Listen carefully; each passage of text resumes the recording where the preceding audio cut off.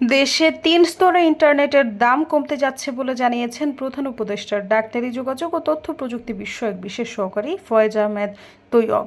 সোমবার সকালে নিজের ফেসবুক অ্যাকাউন্টে তথ্য জানান ফয়েজ আহমেদ। পোস্টে তিনি লিখেছেন, ফাইবার অ্যাট হোম আইটিসি পর্যায়ে ১০%, আইআইজি পর্যায়ে ১০% ও এনটিটিএন পর্যায়ে ১৫% দাম কমাবে। এর আগে আইএসপি লাইসেন্সপ্রাপ্ত কোম্পানিগুলোর অ্যাসোসিয়েশন থেকে ৫ এমবিপিএস এর পরিবর্তে ৫০০ টাকায় ১০ এমবিপিএস ইন্টারনেট প্রদানের নিশ্চয়তা দেওয়া হয়েছে।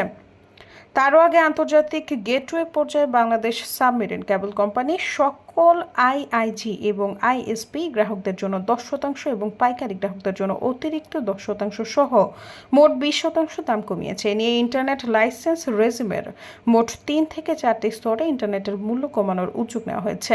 বাকি আছে শুধু মোবাইল সেবাদাতা ৩টি বেসরকারি কোম্পানির দাম কমানোর ঘোষণা। সৈয়দা ফারিয়া, সমযোগ।